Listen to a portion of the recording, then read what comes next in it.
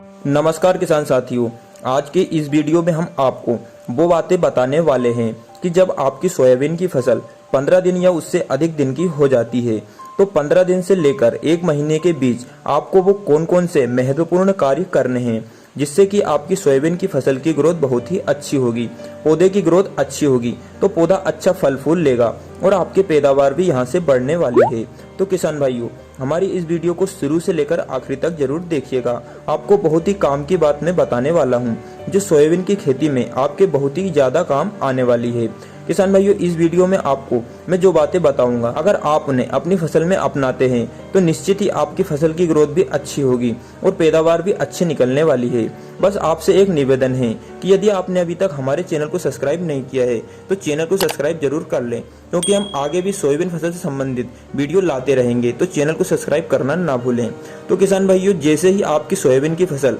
15 से 20 दिन की हो जाती है तो सबसे पहला काम आपको उसमें यह करना है कि आपको खरपतवार को पूरी तरह से नियंत्रित कर लेना है। अब खरपतवार को नियंत्रित करने के लिए यदि आपके क्षेत्र में अभी बारिश रुकी हुई है तो आप उसमें डोरे कुल पे चलाइए, निराई गुड़ाई कीजिए। पर यदि आपके क्षेत्र में बारिश लगातार हो रही है या फिर आपको डोरे कुल पे चलाने का टाइम नहीं है तो फिर आप उसमें खरपतवार नाशी दवाओं का छिड़काव कर दीजिएगा। अब खरपतवार नाशी दवाओं का छिड़काव करते समय भी आपको बहुत सी बातों का ध्यान रखना होता है, कई सारी सावधानियां बरतनी है, नहीं तो ये आपकी सोयाबीन की फसल को भी नुकसान पहुंचा सकती है। तो इसमें पहली है कि कई सारे किसान भाई क्या करते हैं कि उनके खेत में अधिक खरपतवार दिखता है तो वे दवाई की डोज को बढ़ाकर छिड़काव कर देते हैं, जिससे होता क्या है कि खरपतवार तो पूरी तरह से मर जाता है पर दवाई का असर आपकी फसल पर भी पड़ता है और आपकी फसल की ग्रोथ रुक जाती है। तो आपको उतनी ही मात्रा में दवाई का छिड़काव करना है जितनी कंपनी के द्वारा निर्धारित की गई है। यदि आपके खेत में कचरा अधिक दिख रहा है तो आप उसमें पानी की मात्रा को बढ़ाकर स्प्रे कीजिएगा और स्प्रे करते वक्त थोड़ा रुक रुक कर स्प्रे कीजिएगा, जिससे कि खरपतवार पूरी तरह से भीग जाएगा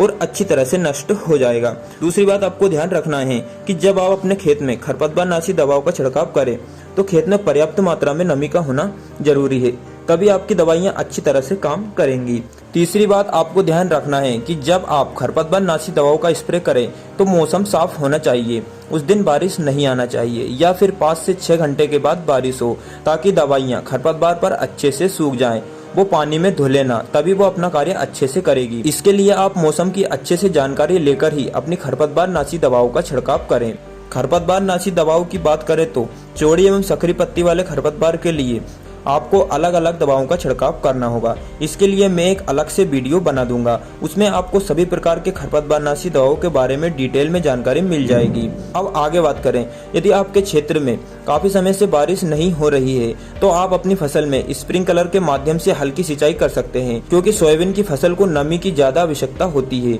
यदि आपके क्षेत्र में बुवाई के बाद बारिश नहीं हो रही है तो आप उसमें एक बार स्प्रिंकलर के माध्यम से हल्की सिंचाई कर सकते हैं, ताकि पौधे की ग्रोथ रुके नहीं और पौधा अपनी बढ़वार करता रहे। और जिन किसानों की जमीन में अधिक ढलान है, हल्की मिट्टी है और फसल अच्छे से ग्रोथ नहीं कर पा रही है, जबकि आपने अपनी फसल की बुवाई भी सघन की है, तो वो किसान अपनी फसल में थोड़ा बहुत यूरिया इस्तेमाल कर सकते हैं। अब बहुत से किसान भाई ये कहेंगे कि सोयाबीन में तो यूरिया की आवश्यकता नहीं पड़ती है, तो ये उन किसानों के लिए है जिनकी फसल की बढ़वार ठीक से नहीं हो रही है और जमीन ढालू है, तो आप यूरिया का इस्तेमाल कर सकते हैं। तो किसान भाइयों, यही कुछ कार्य एवं सावधानियां हैं जो कि आपको अपनी सोयाबीन की फसल में रखनी है। सोयाबीन की खेती के ऊपर वीडियो समय समय पर आती रहेगी, तो आप चैनल को सब्सक्राइब करना ना भूलें और हमारे द्वारा दी गई जानकारी आपको पसंद आई हो तो वीडियो को एक लाइक जरूर करते जाएं।